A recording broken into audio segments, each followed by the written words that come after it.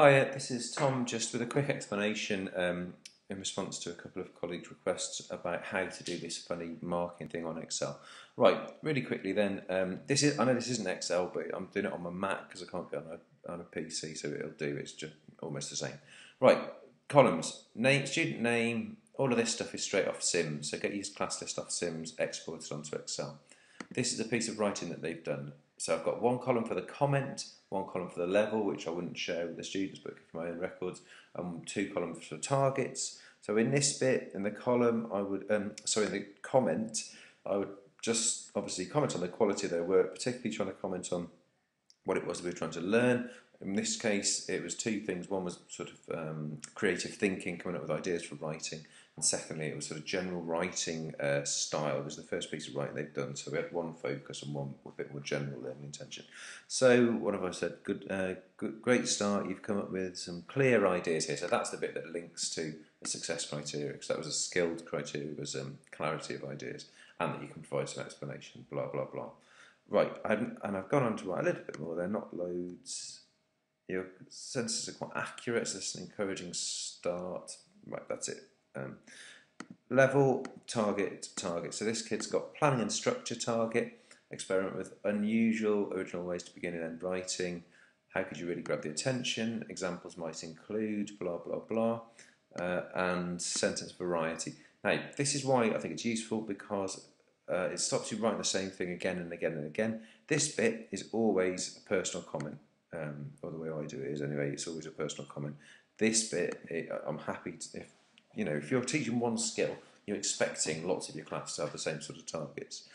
So planning and structure, this kid, this kid, this kid, this kid, they've all had that target, and I'm just copying and pasting that. So if I go copy, when I'm clicked on it, and paste, I'm pressing Control C to copy, Control V to paste it, and that's sticking it in. Right, so once I've got all this data, I can go, I then mail merge it on, which I have to show you in a different video how to do it, which will have to be on a PC, so I'll try and do that tomorrow.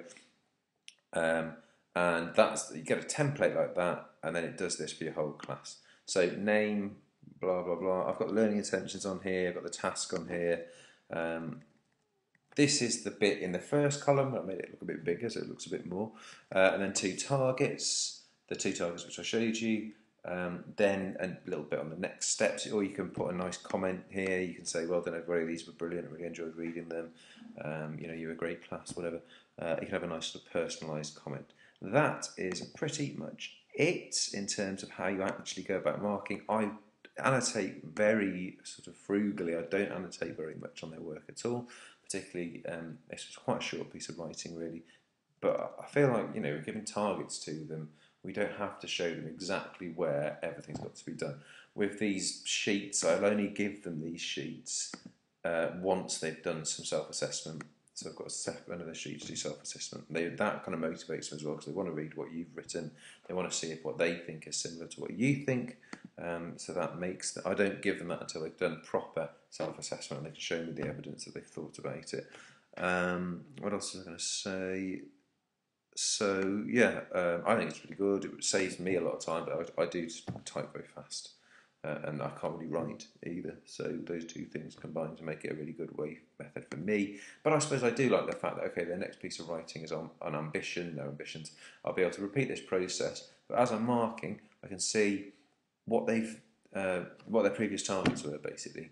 So I can see if they're putting those into action. So you get a nice kind of, over the year, a nice coherent narrative, I suppose, of how their learning's gone.